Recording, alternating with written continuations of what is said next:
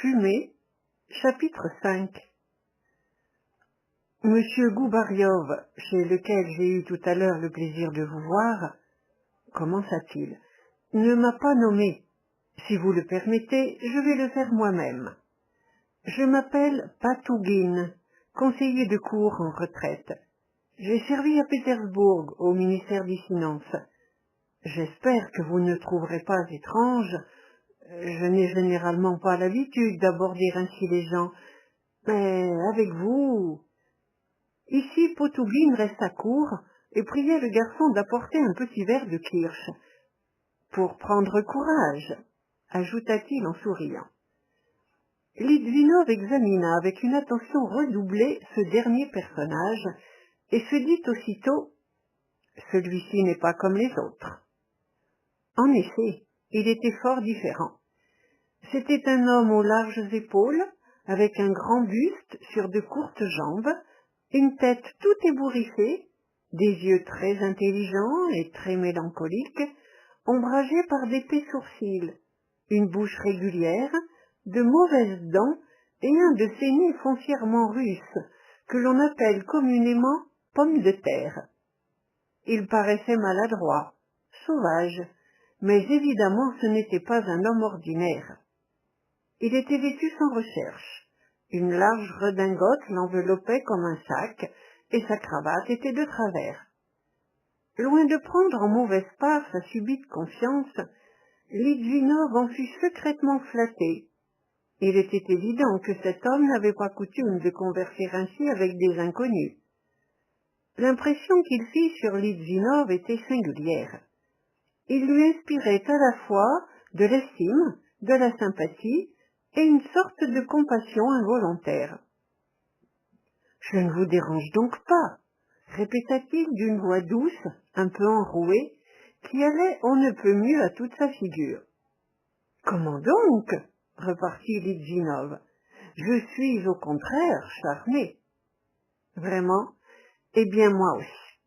J'ai beaucoup entendu parler de vous. Je connais vos occupations et vos intentions. Je les approuve. Il n'est pas étonnant que ce soir vous soyez demeuré silencieux. Il me semble que vous n'avez pas beaucoup parlé, vous non plus, répondit Litvinov. Patougine soupira. D'autres s'en sont chargés. J'écoutais. Eh bien, ajouta-t-il après un moment de silence, relevant ses sourcils d'une façon comique. Comment avez-vous trouvé notre tour de Babel? Une tour de Babel? C'est admirablement bien trouvé. J'avais continuellement envie de demander à ces messieurs pourquoi ils se donnent tant de peine. Patougine soupira de nouveau. Le plus drôle est qu'ils n'en savent rien eux-mêmes. Naguère, on les aurait appelés des instruments aveugles d'une force supérieure. Mais par les temps qui courent, nous nous servons d'épithètes plus énergiques. Remarquez que je ne les accuse de rien. Au contraire, ils sont tous, du moins presque tous, d'excellentes personnes. Je sais par exemple sur Madame Soudkanchikov des choses qui lui font honneur. Elle a donné son dernier sou à ses deux pauvres nièces. Supposons que le désir de poser y entre pour quelque chose, ce n'en est pas moins, il faut l'avouer, une action louable pour une femme qui n'est pas riche. Il n'y a pas un mot à dire sur M. Pitchalkin. Avec le temps, les paysans de son district lui offriront certainement une coupe d'argent en forme de melon d'eau, peut-être une icône de son saint patron. Il leur répondra qu'il n'a pas mérité un tel honneur, et pourtant il l'aura parfaitement mérité. Votre ami, M. Bambayev, a un cœur d'or. Il est vrai que, pareil au poète Yazikov, qui, dit-on, célébrait le vin et l'oisiveté sans quitter les livres et ne buvant que de l'eau, son enthousiasme n'a pas de but déterminé, mais il ne s'enthousiasme pas moins. Monsieur Voroshilov est également un brave homme. Comme tous les hommes de son école, premier au tableau d'honneur, il traite la science et la civilisation comme s'il était leur aide de camp. Il est phraseur jusque dans son silence, mais il est encore si jeune. Ils sont tous d'excellentes personnes, mais en fin de compte, il n'en sort rien. Les ingrédients sont de première qualité et on ne peut pas avaler une bouchée du plat. Litvinov écoutait attentivement Potougine.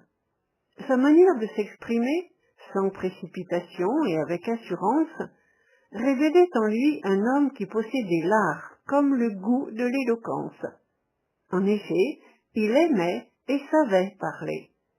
Mais, comme un homme chez qui l'expérience a détruit la vanité, il attendait pour cela, avec une quiétude philosophique, une occasion qui lui convint. « Oui, oui, reprit-il d'un ton qui lui était particulier, triste sans être amer. Tout cela est fort étrange, et voilà encore ce que je vous prierai de remarquer. Que 10 Anglais, par exemple, se réunissent. Ils entameront tout de suite la conversation sur le télégraphe sous-marin, sur l'impôt, sur le coton, sur la possibilité de tanner les peaux de souris, c'est-à-dire sur quelque chose de positif, de déterminé. Mettez ensemble 10 Allemands. Aussitôt entreront en scène le Schleswig-Holstein et l'unité de l'Allemagne. Avec 10 Français, quelques efforts qu'ils fassent eux-mêmes pour l'éviter, il vous faudra immanquablement entendre disserter sur le beau sexe. Que 10 Russes s'assemblent, immédiatement jaillit la question. Vous avez pu aujourd'hui vous en convaincre de l'importance et de l'avenir de la Russie, dont ils vont chercher l'origine jusque dans les œufs de Leda. Ils pressent, ils sucent, ils ruminent cette malheureuse question comme font les enfants de la gomme à mâcher, et avec le même résultat. Ils ne savent pas l'évoquer, bien entendu, sans critiquer aussitôt l'Occident pourri. Il nous bat sur tous les points, cet Occident, et il est pourri. Encore, si réellement nous le méprisions. Mais tout cela n'est que mensonge. Nous crions après lui, et nous ne pouvons nous passer de son approbation. Que dis-je? De l'approbation des gandins de Paris. Je connais un brave homme, père de famille, d'un certain âge, qui fut 3 jours au désespoir parce que, se trouvant dans un restaurant parisien, il demanda une portion de beefsteak aux pommes de terre, tandis qu'un Français authentique disait à côté de lui « Garçon, beefsteak pomme !» Mon ami faillit en mourir de honte, puis il cria partout « Beefsteak pomme !» et enseigna aux autres cette façon de s'exprimer. Même les lorettes s'étonnent de l'infini respect avec lequel nos jeunes propriétaires terriens entrent dans leur méprisable salon. Mon Dieu, pense-t-il, où suis-je? Mais chez Anna Délion en personne. Dites-moi, s'il vous plaît, demanda Litvinov, à quoi vous attribuez l'incontestable influence de Goubariov sur tous ceux qui l'entourent? À ses talents? À ses qualités? Non, il n'en a pas, absolument pas. C'est donc à son caractère. Il n'en a pas davantage, mais il a beaucoup de volonté, et ce n'est pas chez nous autres Slaves ce qui abonde le plus. Monsieur Goubariov s'est mis dans la tête d'être chef de parti, et il l'est devenu. Que voulez-vous? Le gouvernement nous a débarrassés du servage. Grâce lui en soit rendue. Mais la servilité s'est ancrée trop profondément en nous pour que nous puissions rapidement nous en délivrer. En tout et partout, il nous faut un maître. La plupart du temps, ce maître est un être vivant. Parfois, c'est un certain penchant, comme par exemple en ce moment la manie des sciences naturelles. Pourquoi? Quel motif nous pousse à nous assujettir ainsi volontairement? C'est un mystère. Telle est, paraît-il, notre nature. L'important est que nous ayons un maître, et il ne fait jamais défaut. Nous sommes de vrais serfs. Notre fierté comme notre bassesse sont serviles. Vient un nouveau maître, abat l'ancien. Hier c'était Jacques, aujourd'hui c'est Thomas. Vite, une gifle à Jacques, et tous à plat ventre devant Thomas. Souvenez-vous de tout ce qui s'est passé en ce genre. Nous nous faisons gloire de savoir lutter, mais au lieu de nous battre en hommes libres, avec l'épée, nous combattons en laquais, à coups de poing, et encore, n'en donnant qu'autant que le maître le permet. De plus, nous sommes un peuple mou. Il n'est pas difficile de nous mener. Voilà comment M. Goubariov est parvenu au haut de l'échelle. Il a toujours frappé au même endroit, et il a fini par percer. On voit un homme ayant une haute opinion de lui-même et confiance en lui, qui ordonne, qui dirige, et c'est là l'essentiel. On se dit qu'il doit savoir ce qu'il fait et qu'il faut l'écouter. Tous nos schismes, toutes nos sectes sont nées de cette façon. Le premier qui attrape un bâton devient le chef. Les joues de Potugin avaient rougi peu à peu et ses yeux s'étaient voilés. Cependant, quelque dures que fussent ses paroles, on n'y percevait aucun ressentiment, mais plutôt une vraie et sincère tristesse. « Comment avez-vous fait la connaissance de Goubariov » demanda Litvinov. « Je le connais depuis longtemps, et voyez encore une de nos bizarreries. Voilà un écrivain qui a passé sa vie à tonner en vers et en prose contre l'ivrognerie et à flétrir la ferme de l'eau-de-vie. Un beau jour, il achète 2 distilleries et loue une centaine de cabarets. Ailleurs, on le balayerait de la surface de la terre. Chez nous, on ne lui fait même pas un reproche. Il en est ainsi de M. Goubariov. Il est slavophile, démocrate, socialiste, tout ce que l'on veut. Mais son bien est encore régi par son frère, un seigneur à l'ancienne mode, de ceux qu'on surnommait dentistes. Cette même Madame Soudkanchikov, qui se réjouit de ce que Madame Becherstov a souffleté quand elle vieillève, rampe presque devant Goubariov, dont tout le mérite consiste à faire croire qu'il lit des ouvrages savants et recherche en tout la profondeur. Vous avez pu juger aujourd'hui s'il est éloquent. C'est encore heureux qu'il ne sache que marmotter. Quand il est en belle humeur, il se met à raconter de vilaines petites anecdotes cyniques, au point que, pour patient que je sois, je n'y peux tenir. Et avec quel misérable ricanement il raconte tout cela, notre grand Goubariov. « Êtes-vous patient » interrogea Litvinov. « Je supposais le contraire. Mais permettez-moi de vous demander votre prénom et votre patronyme. » Potugin but une gorgée de kirsch. « Je m'appelle Sozonte Ivanitch. On m'a donné ce nom charmant en mémoire d'un archimandrite de mes parents, auquel je ne dois pas autre chose. Je suis, si je puis m'exprimer ainsi, de lignée sacerdotale. Quant à ma patience, vous avez tort d'en douter. J'ai servi 22 ans sous mon oncle, le conseiller d'État Irinarque Potugin. L'avez-vous connu? Non. Je vous en félicite. Non, vraiment, je suis un homme patient. Mais revenons au sujet, comme le dit mon respectable confrère, l'archiprêtre Avakoum, celui-là même qu'on a brûlé sous le tsar Théodore. Nos compatriotes, monsieur, ne cessent de m'étonner. Tous se lamentent, errent avec une mine affligée, et en même temps tous sont pleins d'espérance. Voyez les slavophiles auxquels M. Goubariov se dit affilié. Ce sont d'excellentes gens, et pourtant il y a chez eux le même mélange de désespoir et d'outrecuidance. Ils ne vivent que du mot avenir.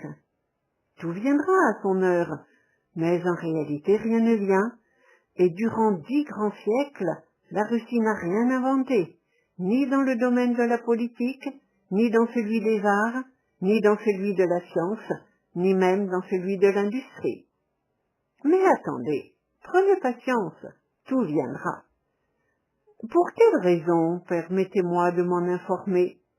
Tout simplement parce que nous, hommes civilisés, ne sommes bons à rien. Le peuple, en revanche, oh, le peuple est grand. Voyez ce moujik, c'est de lui que tout viendra. Toutes les idoles sont détruites. Donnons notre foi au moujik. Mais s'il ne répondait pas à nos espérances, il y répondra, soyez-en assurés. Lisez Madame Kokanowski et remerciez le Seigneur. En vérité, si j'étais peintre, voici le tableau que je peindrais. Un homme civilisé se tient devant un moujik et, le saluant très bas, lui dit « Guéris-moi, mon petit père, je meurs de maladie. » Le moujik, à son tour, salue humblement l'homme civilisé et lui dit « Éclairez-moi, mon Seigneur, je péris faute de lumière. » Aucun des deux, bien entendu, ne bouge d'une semelle. Il nous faudrait pourtant une humilité, une résignation véritable, pas seulement en parole. Il faudrait emprunter à nos frères aînés ce qu'ils ont inventé, mieux que nous et avant nous. Garçon, Nochen Waschenkirch, ne croyez pas que je sois un ivrogne, mais l'alcool me délivre la langue. Après ce que vous venez de dire, dit en souriant Litvinov, je n'ai plus besoin de vous demander à quel parti vous appartenez, ni quelle est votre opinion sur l'Europe. Potougine releva la tête. Je l'admire sincèrement, et ne crois nullement nécessaire de le cacher. Depuis longtemps. Non, depuis peu de temps. J'ai cessé de craindre d'exprimer mes opinions. Du reste, vous n'avez pas non plus hésité à dire votre manière de voir à M. Goubaryov. J'ai cessé, grâce à Dieu, de me conformer aux opinions de celui avec lequel je discute. En réalité, je ne connais rien de pis que cette inutile poltronnerie, cette lâche complaisance qui veut qu'un homme d'État se fasse chez nous tout petit devant le premier petit étudiant venu, en le méprisant au fond de son cœur. On use de ces subterfuges par désir de popularité. Mais nous, simples mortels, n'avons pas besoin de recourir à de tels expédients. Oui, je suis un occidentaliste. J'ai foi en l'Europe. Ou, pour parler plus exactement, j'ai foi en la civilisation. En cette civilisation qu'on dénigre tant actuellement chez nous. Je l'aime de tout mon cœur. J'y crois. Et je n'aurai jamais d'autre amour, ou d'autre espérance. Ce mot de civilisation est compréhensible, pur et sacré, tandis que tous les autres, honneur, patrie, puent le sang, qu'ils aillent au diable. Et la Russie, Sozont Ivanitch, votre patrie, l'aimez-vous? Je l'aime passionnément, et je la déteste. Litvinov haussa les épaules. Vieille idée, Sozont Ivanitch, lieu commun. Eh bien, le grand malheur, il n'y a pas là de quoi vous effrayer. Un lieu commun. Je connais une quantité d'excellents lieux communs. La liberté et l'ordre, en voilà d'immortels. Leur préféreriez-vous par hasard, comme chez nous, la hiérarchie et le désordre? Et puis, est-ce que toutes ces phrases qui enivrent tant de jeunes cervelles, la bourgeoisie méprisable, la souveraineté du peuple, le droit au travail, ne sont pas également des lieux communs? Quant à ce qui est de l'amour, inséparable de la haine, byronisme, s'écria Litvinov, romantisme des années 30. Vous vous trompez. Le premier à avoir signalé cette ambivalence du sentiment est Catulle, le poète romain Catulle, il y a 2000 ans. Je lui ai fait cet emprunt car je sais un peu de latin. Par suite, si je puis m'exprimer ainsi, de mon origine cléricale. Oui, j'adore et j'exècre ma Russie, mon étrange, grande, abominable et chère patrie. Je viens de l'abandonner. Il faut se rafraîchir un peu après être resté 12 ans assis à un bureau. J'ai abandonné la Russie et me trouve fort bien ici. Mais je prendrai bientôt le chemin du retour, je le sens. La terre des jardins est bonne, mais la mûre sauvage ne saurait y pousser. « Il vous est agréable d'être ici, de même qu'à moi, » dit Litvinov. « J'y suis venu pour étudier, mais cela ne peut m'empêcher d'y observer de tristes choses. » En disant cela, il montrait deux lorettes autour desquelles tournaient et grassaillaient quelques membres du Jockey Club, et la salle de jeu encore pleine de monde, malgré l'heure avancée. « Ne pensez pas que je sois aveugle, » répliqua vivement Potougine. « Seulement, excusez-moi. Votre observation me rappelle les tirades triomphantes de nos malheureux journalistes pendant la campagne de Crimée, sur les défauts d'administration de l'armée anglaise que dénonçait le Times. Je ne suis pas optimiste. Toute notre vie, toute cette comédie, avec sa fin tragique, ne m'apparaît pas en rose. Mais pourquoi rendre le seul Occident responsable de ce qui tient peut-être à une originelle faiblesse? Cette maison de jeu est dégoûtante, il est vrai, mais nos Grecs, nos filous indigènes, sont-ils plus jolis? Non. Cher Grégoire Mikhailovitch, soyons plus humbles et moins sévères. Un bon élève peut voir les erreurs de son maître, mais il garde sur elles un silence respectueux, parce que ces erreurs mêmes lui sont utiles et renferment un enseignement salutaire. Si vous tenez absolument à conspuer l'Occident et sa décadence, prenez le prince Coco, qui passe là-bas si vite. Il vient probablement d'engloutir en un quart d'heure sur le tapis vert les loyers de 150 familles, gagnés avec tant de peine. Il est agacé. Et puis je l'ai vu ce matin feuilleter chez le libraire une brochure de Veuillot.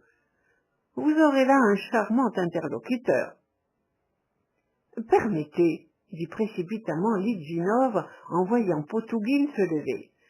Je connais très peu le prince Coco et préfère sans nul doute votre conversation. Je vous suis très reconnaissant, reprit Potougine en s'inclinant.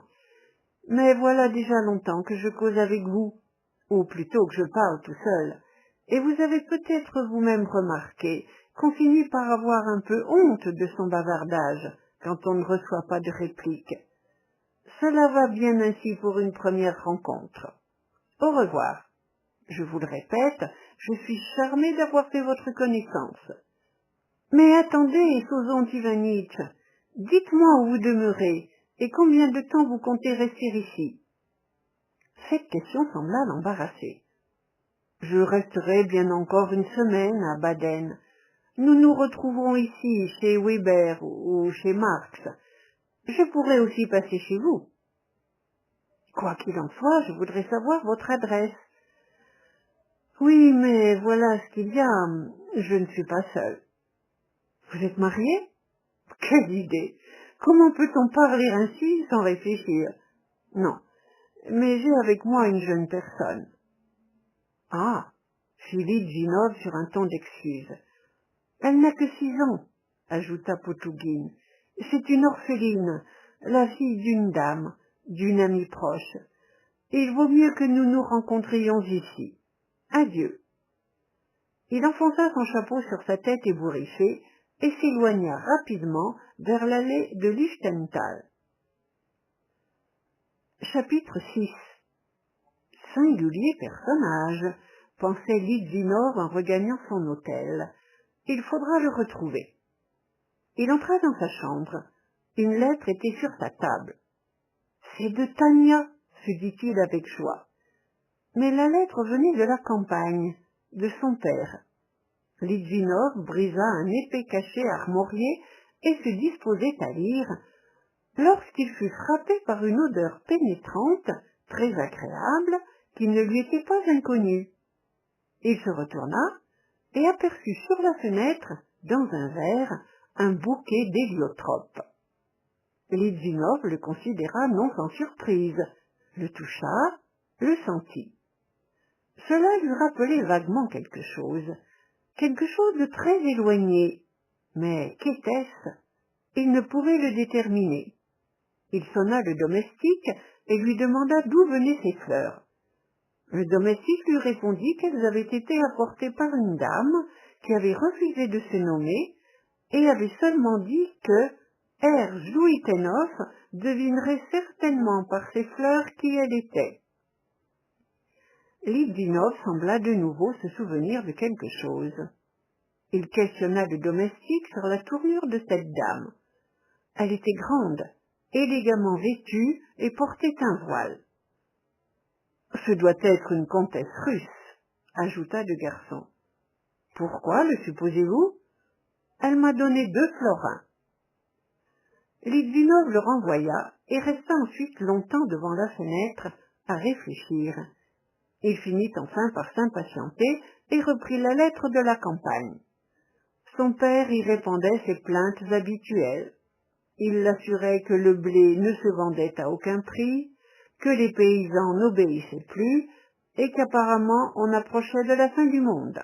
« Imagine-toi, disait-il entre autres choses, qu'on a envoûté mon dernier cocher. Il serait certainement mort si de braves gens ne m'avaient conseillé de l'envoyer à Riazan, chez un prêtre connu pour ses remèdes contre le mauvais sort. La cure a réussi, en effet, on ne peut mieux. En foi de quoi, j'inclus ici la lettre même du prêtre pour en attester. » Litvinov la parcourut avec curiosité. Elle rapportait que Nicanor Dmitriev avait été frappé d'une maladie que la médecine était impuissante à guérir. De mauvaises gens la lui avaient subrepticement inoculée, et Nicanor en avait lui-même avoué la raison. Il n'avait pas tenu une promesse faite à une jeune fille. Celle-ci avait donc prié certains individus de le rendre impropre à tout, et si le prêtre n'était pas venu à son aide dans cette occurrence, il aurait immanquablement péri, comme un ver. Confiant dans l'œil de celui qui voit tout, le prêtre s'était porté garant de sa vie, à la suite de quoi tout s'était mystérieusement arrangé. Le prêtre demandait à son correspondant de tout faire pour que cette jeune fille ne s'occupe plus désormais de pareilles choses, quitte à employer la menace, car elle pouvait encore mettre en péril le malheureux Nicanor. Litvinov se mit à rêver sur cette lettre qui lui rappelait la morne solitude des steppes, l'existence sourde et sombre qu'on y menait, et il lui sembla admirable de lire justement cette lettre à Baden. Cependant, minuit était sonné depuis longtemps. Litvinov se mit au lit et éteignit la lumière, sans pouvoir s'endormir. Les visages qu'il avait vus, les discussions qu'il avait entendues, tournoyaient dans sa tête brûlante. Tantôt résonnaient à son oreille les grognements de Goubariov, et il croyait voir ses yeux de taureau avec leur regard fixe, entêté. Tout à coup, ces mêmes yeux s'animaient, pétillaient, et il reconnaissait la Soutanchikov, entendait sa voix chevrotante et murmurait involontairement après elle « Elle a donné un soufflet !» C'était ensuite la figure originale de Potougine qui se présentait devant lui, et il se rappelait, pour la 10e et la 20e fois, chacune de ses paroles. Comme un diable de sa boîte, Voroshilov sautait subitement, sanglé dans son paletot comme dans un uniforme. Plus loin, Pitchalkin secouait gravement sa tête bien peignée, pleine de bonnes intentions. Là-bas, Bindassov vociférait, jurait. Ici, Bambayev était hors de lui, tout en larmes. Par-dessus tout, cette odeur lourde, douceâtre, accablante, ne lui laissait aucun repos et semblait redoubler dans l'obscurité, lui rappelant avec de plus en plus d'insistance quelque chose qu'il ne parvenait pas à retrouver. Il se souvint que le parfum des fleurs est malsain dans une chambre à coucher. Il se leva, saisit à tâtons le bouquet et le plaça dans la chambre voisine. Mais là encore, l'obsédante odeur parvenait jusqu'au lit, se répandant sous les draps dont il avait enveloppé sa tête, et il se tournait avec angoisse d'un côté puis de l'autre. Il commençait à être en proie à la fièvre. Déjà le prêtre, connu pour ses remèdes contre le mauvais sort, lui avait 2 fois barré le passage. sous la forme d'un lièvre portant une longue barbe et de petites tresses. Perché sur un colossal panache de général, comme il l'aurait été sur un arbre, Vorochilov, devenu rossignol, commençait à chanter. Lorsque, se dressant sur son lit et se frappant les mains, il s'écria « Serait-ce elle? Ce n'est pas possible !» Mais pour expliquer cette exclamation de Litvinov, nous sommes obligés de prier le lecteur de vouloir bien retourner avec nous quelques années en arrière. Chapitre 7. En 1850, vivait à Moscou, dans une situation touchant à la misère, la nombreuse famille des princes Ochinines. Ce n'étaient pas des Tatars ou des Géorgiens, mais de vrais princes russes, descendants de Riouric, en ligne mâle directe et légitime. Leurs noms se rencontrent fréquemment dans nos annales, au temps des premiers grands princes de Moscou. Ils possédaient de vastes domaines, avaient plus d'une fois reçu des terres en récompense de leur vaillance et siégeaient au conseil des boyards. Méchamment accusés de sorcellerie, ils tombèrent en disgrâce. On les ruina sans merci. On leur enleva leurs titres, on les exila au loin, et une fois la maison des Ochinines abattue, rien ne put lui rendre sa puissance première. Avec le temps, le séquestre sur ses biens-fonds fut levé. On lui restitua ses biens mobiliers à Moscou, mais appauvrie, desséchée. Elle ne se releva ni sous Pierre Ier, ni sous Catherine II. Déclinant sans cesse, elle comptait déjà parmi ses membres des régisseurs, des tenanciers de débit de boissons et des commissaires de police. La branche dont nous avons à nous occuper se composait du mari, de la femme et de 5 enfants. Elle végétait non loin de la place aux chiens, dans une maisonnette de bois sans étage, avec un perron sur la rue peint en 2 couleurs, des lions verts au-dessus de la porte et d'autres fantaisies aristocratiques. C'est à grand-peine qu'elle joignait les 2 bouts, achetant à crédit chez l'épicier, se passant souvent l'hiver de bois et de chandelles. Le prince était un homme mou et borné. Autrefois, dans sa jeunesse, il avait passé pour un dandy, un élégant. À présent, il était complètement affaissé. Moins par considération pour son oncle que par égard pour sa femme, ancienne demoiselle d'honneur, on l'avait doté d'une sinécure et d'un petit traitement. Il n'avait d'ailleurs rien à faire, et tuait le temps, en robe de chambre, à fumer en poussant des soupirs. La princesse était une femme malade, chagrine, exclusivement occupée des détails du ménage, du placement de ses enfants dans des établissements d'État et du maintien de ses relations avec ses amies pétersbourgeoises. Jamais elle n'avait pu se résigner à sa position et à son éloignement de la cour. Le père de Litvinov avait fait la connaissance des Ochinines quand il habitait Moscou. Il fut à même de leur rendre quelques services. Il leur prêta une fois 300 roubles. Le fils, étant étudiant, les visitait souvent. Il logeait tout près de leur maison. Mais ce n'était pas la proximité de ce voisinage qui l'attirait, et encore moins la pauvreté de leur existence. Il commença à fréquenter régulièrement les Ochinines à partir du moment où il tomba amoureux de leur fille aînée, Irène. Elle venait d'avoir 17 ans et sortait à peine de l'institut, d'où sa mère l'avait retirée à la suite d'un désagréable épisode survenu avec la directrice. Irène devait réciter au curateur, dans une séance publique, un compliment en vers français, lorsqu'on lui préféra au dernier moment une autre demoiselle, fille d'un riche fermier des Eaux-de-Vie. La princesse ne put pas digérer cet affront. Irène elle-même ne pardonna pas à la directrice son injustice. Elle avait songé longtemps comment, tous les yeux étant braqués sur elle, elle se lèverait, prononcerait son discours, et comment tout Moscou ensuite parlerait d'elle. Moscou se serait en effet probablement occupé d'Irène, Elle était grande, bien faite, quoique son buste, un peu creux, fût surmonté d'étroites épaules.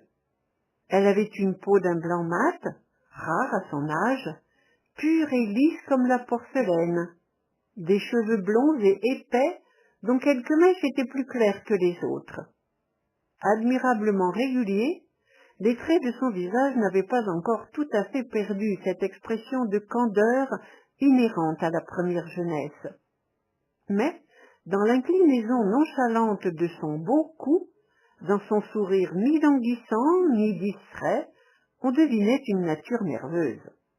Et dans ses lèvres minces, s'entr'ouvrant à peine, dans ce nez aquilin et bien proportionné, il y avait quelque chose de résolu, de passionné, quelque chose de dangereux pour les autres et pour elle-même.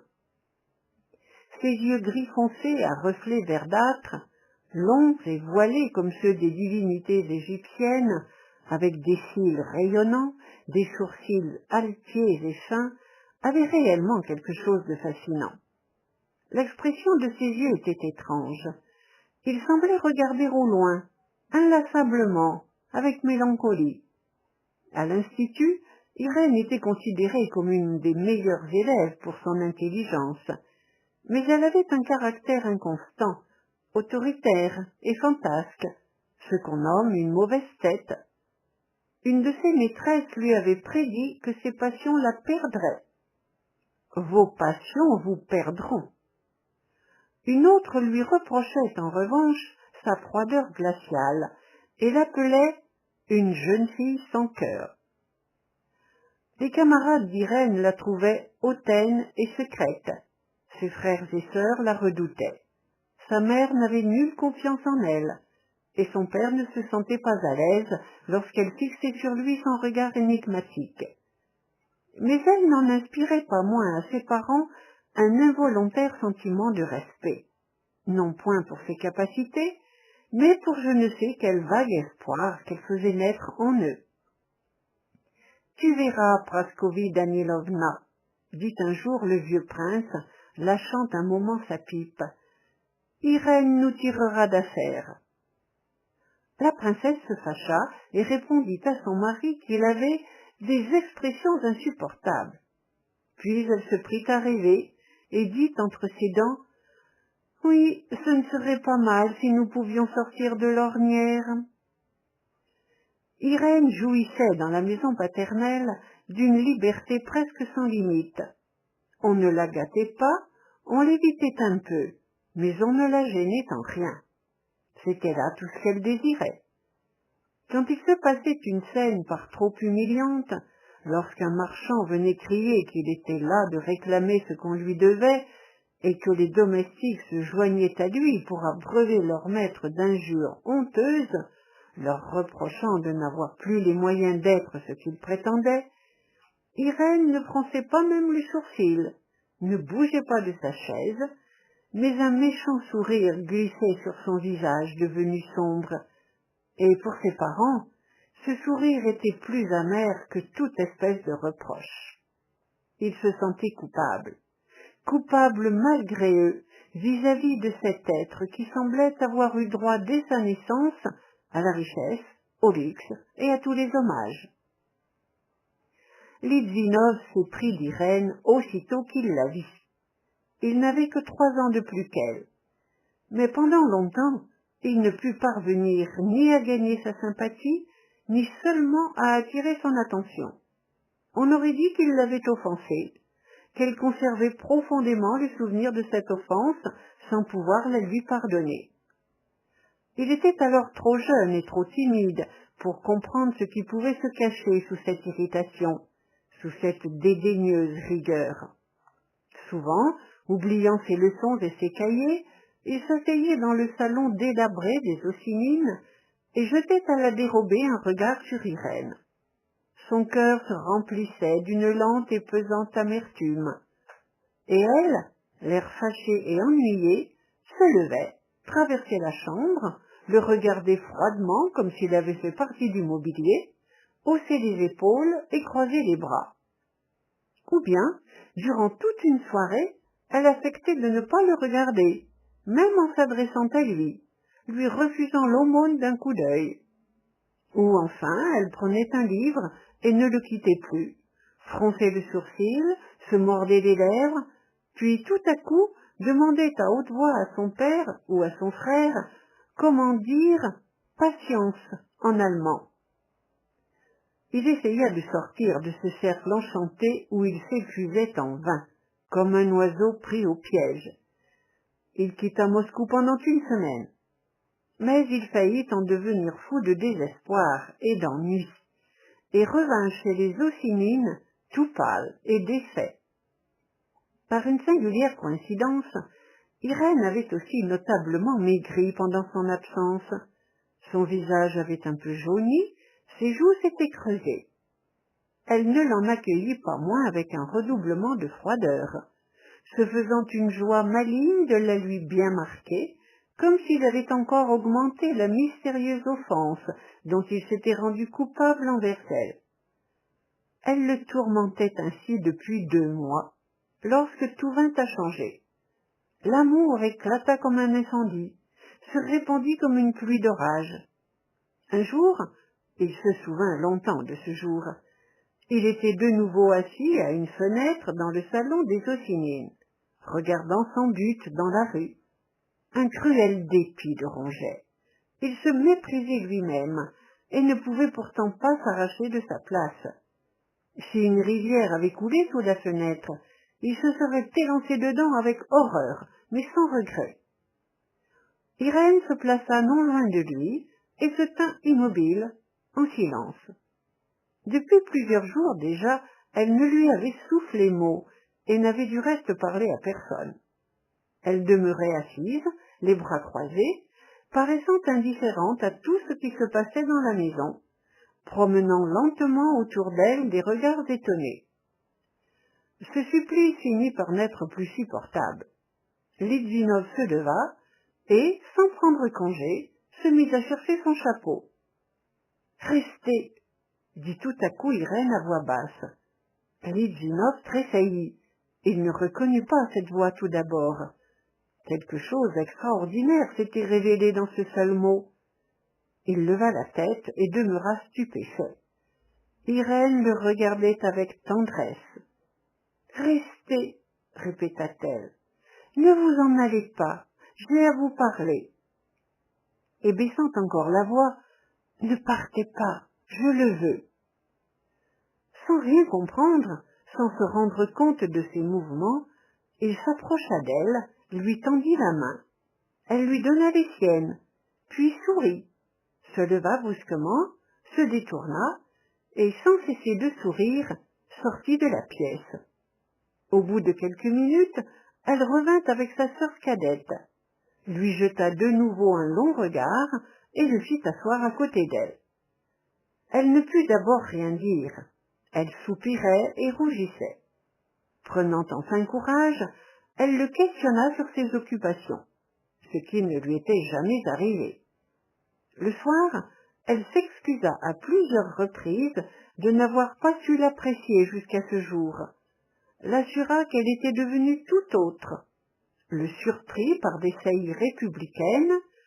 Il vénérait à cette époque Robespierre et n'osait pas condamner tout à fait Marat. Et une semaine après, il savait qu'il était aimé. Oui, il se souvint longtemps de ce premier jour, mais il n'oublia pas non plus ce qui suivirent, pendant lesquels, s'efforçant encore de douter et craignant de croire, il voyait grandir et s'avancer irrésistiblement ce bonheur inattendu. Vinrent alors les instants merveilleux du premier amour, qui ne peuvent et ne doivent se répéter dans une seule et même vie. Irène était soudain devenue douce comme l'agneau, flexible comme la cire et d'une parfaite égalité d'humeur. Elle se mit à donner à ses jeunes sœurs des leçons, non de piano, n'étant pas musicienne, mais de français et d'anglais. Elle lisait avec elles, s'intéressait au ménage, tout l'amusait et l'occupait. Tantôt elle bavardait sans arrêt, tantôt elle s'enfonçait dans une muette méditation. Elle faisait 1000 plans, se lançait dans des suppositions infinies sur ce qu'elle ferait quand elle se marierait à Litvinov. Il ne doutait pas que cette union se réalisât. « Nous travaillerons tous deux », lui soufflait Litvinov. « Oui, nous travaillerons », répétait Irène. « Nous lirons, mais surtout nous voyagerons. » Elle souhaitait principalement quitter Moscou au plus vite. Et lorsque Litvinov lui faisait observer qu'il n'avait pas achevé son année à l'université, elle répondait chaque fois, après avoir réfléchi un moment, qu'il pouvait la terminer à Berlin ou quelque part ailleurs. Irène n'était pas embarrassée dans l'expression de ses sentiments, de sorte que son inclination pour Litvinov ne demeura pas longtemps un mystère pour le prince et la princesse. Ils ne s'en réjouirent pas, mais, vu les circonstances, ils ne jugèrent pas nécessaire d'opposer immédiatement leur veto. Litvinov avait de la fortune. « Mais la famille, remarquait la princesse. « Certainement, la famille, répondait le prince, mais ce n'est pourtant pas un roturier. Et d'ailleurs, Irène ne nous écoutera pas. N'est-il jamais arrivé qu'elle n'ait pas fait ce qu'elle voulait? Vous connaissez sa violence. D'ailleurs, il n'y a rien encore de résolu. » Ainsi raisonnait le prince, mais mentalement il ajoutait « Madame Litvinov tout court. Je m'attendais à mieux que cela. » Irène s'était complètement emparée de l'esprit de son fiancé. Celui-ci, il faut l'avouer, n'avait rien fait pour s'y opposer. Un torrent l'entraînait. Il n'avait plus le sentiment de ce qu'il faisait. Il ne regrettait, ne ménageait rien. Quels sont les devoirs du mariage? Lui serait-il possible d'être bon mari en étant entièrement soumis à Irène? Quel bonheur pourrait-elle lui offrir? Il lui était impossible de réfléchir froidement à ces questions. Son sang bouillonnait, il ne savait qu'une chose, aller après elle, avec elle, en avant, toujours, et advienne que pourra. Cependant, malgré la docilité de Litvinov et la tendresse exaltée d'Irène, des malentendus et des froissements ne tardèrent pas à se faire jour. Il accourut une fois chez elle, sortant directement de l'université, en redingote râpée, les mains pleines d'encre. Elle alla à sa rencontre avec son empressement habituel et tout à coup s'arrêta. « Vous n'avez pas de gants ?» dit-elle en appuyant sur chaque mot avant d'ajouter « Fille, que vous êtes étudiant !»« Vous êtes trop impressionnable, » remarqua Litvinov. « Vous êtes un véritable étudiant, » répéta-t-elle. « Vous n'êtes pas distingué. » Lui tournant le dos, elle sortit de la chambre. Il est vrai qu'une heure après, elle le suppliait de lui pardonner. En général, elle reconnaissait facilement ses torts. Seulement, elle s'accusait de défauts qu'elle n'avait pas et contestait opiniâtrement ceux qu'elle avait bel et bien. Une autre fois, il la trouva tout en larmes, la tête dans les mains et ses tresses défaites. Hors de lui, il l'interrogea sur le motif de son chagrin. Elle lui montra du doigt sa poitrine, et Litvinov tressaillit. « Elle est poitrinaire, se dit-il, et lui saisissant la main. « Tu es malade ?» demanda-t-il d'une voix tremblante. Ils se tutoyaient déjà lors de circonstances exceptionnelles.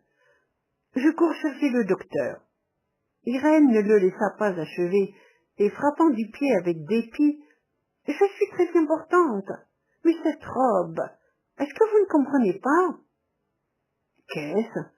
Cette robe, je ne saisis pas. » « Ce qu'il y a, c'est que je n'en ai pas d'autre, qu'elle est vieille, laide, et que je suis obligée de mettre cette robe chaque jour, même quand vous venez. Tu finiras par ne plus m'aimer en me voyant si déguenillée. » « De grâce, Irène, que dis-tu? Cette robe est charmante, et elle m'est d'autant plus précieuse que c'est celle que tu portais la première fois que je te vis. » Irène rougit. « Ne me rappelez pas, je vous prie, Grégoire Mikhaïlovitch, que déjà alors je n'avais pas d'autre robe. » Mais je vous assure, Irène Pavlovna, qu'elle vous sied à ravir. Non, elle est affreuse, horrible, répétait-elle en tirant nerveusement sa longue et soyeuse chevelure. Oh, quelle pauvreté, quelle obscurité! Comment se délivrer de cette pauvreté? Comment sortir de cette obscurité? Litvinov ne savait que dire.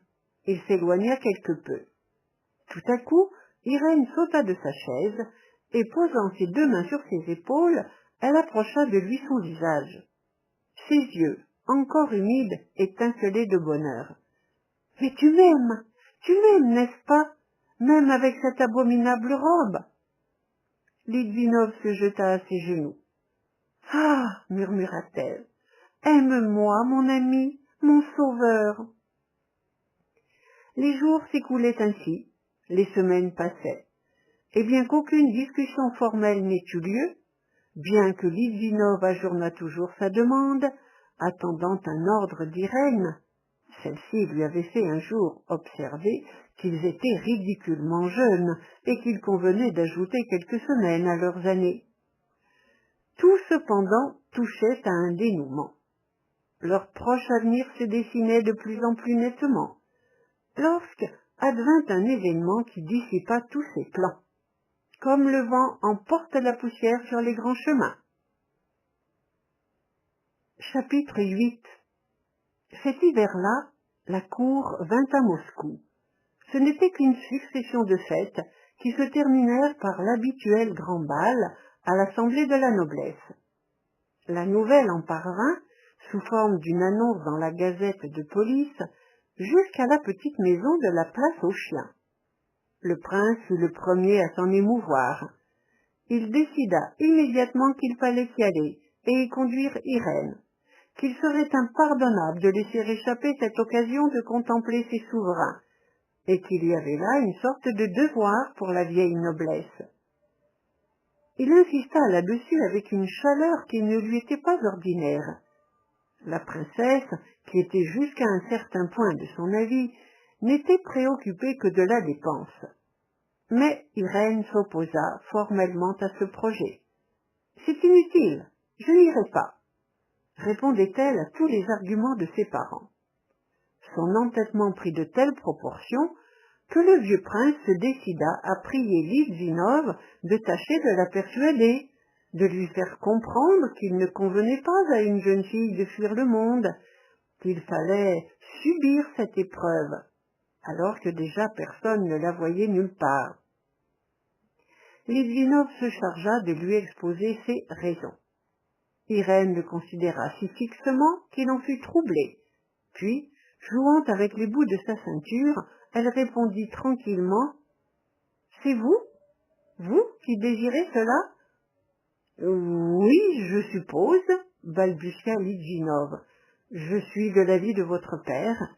Et pourquoi n'iriez-vous pas voir le monde et vous montrer ?» ajouta-t-il avec un naïf sourire. « Me montrer ?» répéta-t-elle lentement. « C'est bien, j'irai. Souvenez-vous seulement que c'est vous qui l'avez désiré. » C'est-à-dire, commençait Litvinov. Elle lui coupa la parole. « C'est vous-même qui l'avez désiré. Et voici encore une condition. Promettez-moi que vous ne serez pas à ce bal. »« Et pourquoi ?»« Parce que je vous le demande. » Litvinov fit avec peine un geste de consentement. « Je me soumets, mais je l'avoue, il m'aurait été bien agréable de vous voir dans toute votre splendeur, d'être témoin de l'impression que vous produirez certainement. Comme j'aurais été fier de vous, » ajouta-t-il en soupirant. Irène sourit. « Toute cette splendeur consistera en une robe blanche, et quant à l'impression... Enfin, je veux, en un mot, que cela soit ainsi. » « Irène, serais-tu fâchée ?» Irène sourit de nouveau. « Oh non, je ne me fâche pas, seulement tu... » Elle fixa sur lui ses yeux, et il lui sembla qu'il ne leur avait jamais encore vu pareille expression. « Peut-être est-ce nécessaire ?» ajouta-t-elle à demi-voix. « Mais, Irène, tu m'aimes? Je t'aime, lui répondit-elle avec solennité en lui pressant fortement la main. Les jours suivants furent exclusivement occupés par les préparatifs de toilette et de coiffure. La veille du bal, Irène se sentit mal à l'aise. Elle ne pouvait rester en place. Elle pleura 2 fois à la dérobée. Devant Litvinov, elle avait un sourire contraint, toujours le même. Du reste, elle fut gracieuse avec lui comme à l'habitude, mais elle était distraite et se regardait souvent dans la glace. Le jour du bal, elle était silencieuse, pâle, mais apaisée. À 9 heures, Litvinov vint la voir. Quand elle entra au salon, vêtue d'une robe de tarlatane blanche, une branche de petites fleurs bleues dans les cheveux, il poussa un cri, tant elle lui parut belle et majestueuse, bien au-dessus de l'âge qu'elle avait. Elle a grandi depuis ce matin, pensa-t-il, et quelle allure! Voilà pourtant ce qu'est la race. Irène se tenait devant lui, les bras le long du corps, sans sourire ni minauder, les yeux fixés non sur lui, mais sur quelque chose au loin, droit devant elle. « Vous ressemblez à une reine de conte de fées, » dit enfin Litvinov, « ou plutôt à un général avant la bataille, avant la victoire. Vous ne m'avez pas permis d'aller à ce bal, continua-t-il, tandis qu'elle demeurait toujours immobile et semblait attentive moins à ce qu'il lui disait qu'à je ne sais quelle voix intérieure. Mais vous ne refuserez pas d'accepter de moi ces fleurs. Il lui offrit un bouquet d'héliotropes.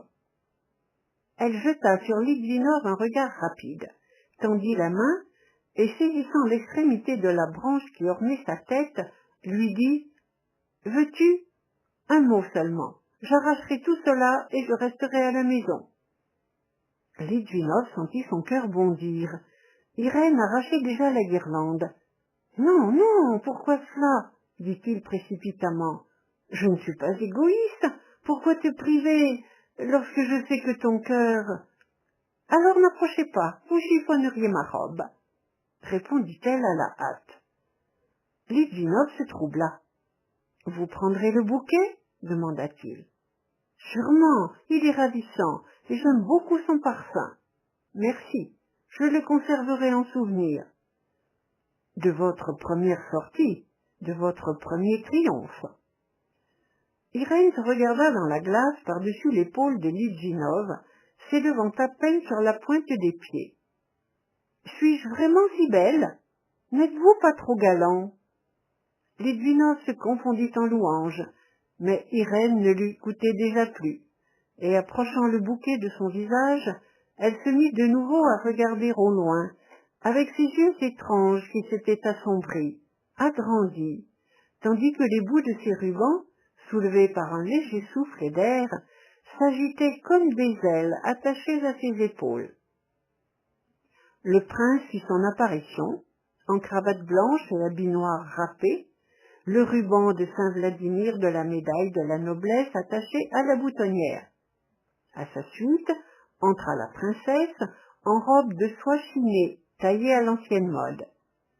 Avec cet empressement morose sous lequel les mères s'efforcent de cacher leur émotion, elle se mit à ajuster la jupe de sa fille, c'est-à-dire à y faire des plis sans aucune nécessité.